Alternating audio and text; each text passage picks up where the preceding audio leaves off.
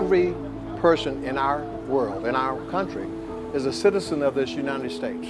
As a part of being a citizen, you are guaranteed the right to vote.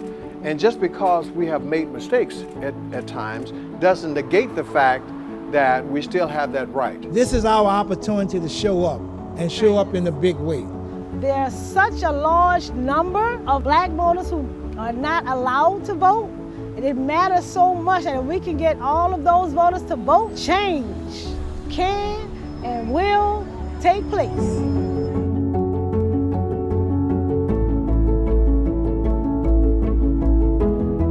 I'm here today because on Sunday we launched the 40K Rising Voter Outreach Tour. We're in partnership with Vote and the Power Coalition, and our goal is to go all across the state. We went to 7 cities in 4 days to really let people know about Act 636 and that there are formerly incarcerated people who actually have the right to register to vote again.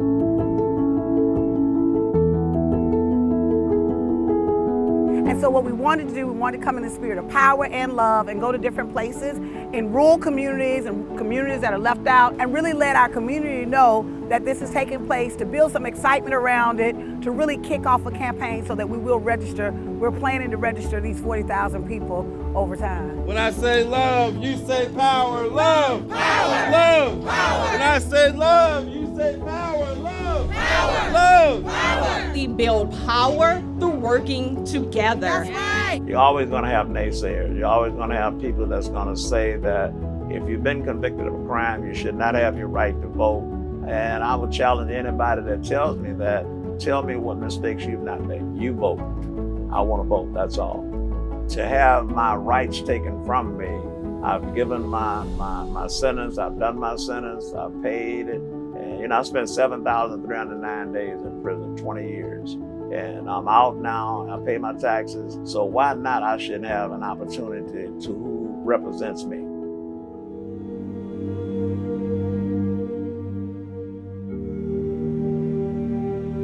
People don't realize that those that's closest to the problem can have the solution. So I think at the end of the day, what we all have to recognize as human beings, that there's always a space for redemption. There's always a space for transformation. There are mothers and fathers and business owners and teachers and folks who have had convictions, have had felony convictions. That's an experience they've had. It's not the sum of their parts. Felt like, left out because here I am paying the same taxes, paying the same mortgage and the same bills you're paying, and can't even take a vote. Being disenfranchised, and that's what it is, disenfranchisement. If you look back at it, the Jim Crow, back in the old days, they did this to make sure that a person if he committed a felony, and that was a way to take him off the rolls. You had no say so, and then you was in prison, it was free labor, and it's still that way today, that people are beginning to understand that prison is just a growth industry. People make money off of prison, they make money off of people being in prison. So it's not about correction so much, it's about having that body that you can get free labor. We know that disproportionately black people received longer sentences. We know disproportionately there were certain laws that were set up, right? Loitering laws and other laws that were set up intentionally, right? To really be able to create this whole prison industrial complex.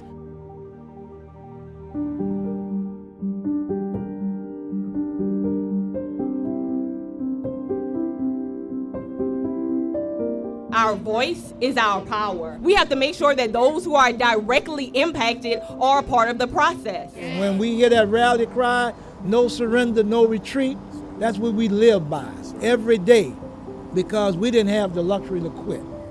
And so the historic thing of the restoration of this right is just what it is. It's a right, it's not a privilege. When we work together, we win. And ultimately, when we stand in our power, our vote is our voice. We kept fighting, and after 5 years, we finally got it out of House. Act 636 was the legislation that was filed by Representative Pat Smith to actually give the right back to folks. What it said, if you had been out of prison after 5 years, had not been to prison again or did anything, that you were now eligible to register to vote. So I am eligible to vote. Everybody's got a role to play. Those incarcerated, those who are out, those who are eligible to vote, those who aren't eligible to vote. Yes, this is my first time voting. It feels very good. It feels very good to know that, what I do now, it will matter, that my vote does count. So I will definitely take advantage of it and get out and vote. Once I lost the right to vote, for me it was important to get it back, but I think it's more important for society, because if you're going to ask someone to rejoin society, the most profound way that you can interact and have your voice heard in a democratic society is voting. It was indescribable. My family was happy, my children was happy, just the community was happy. We need our communities to be healthy and whole, and environments that all of us have a voice in what happens to us, that all of us are part of the process. We know that when people participate, they feel a sense of power. And we know when we all feel a sense of power, then that's when real transformative change happens.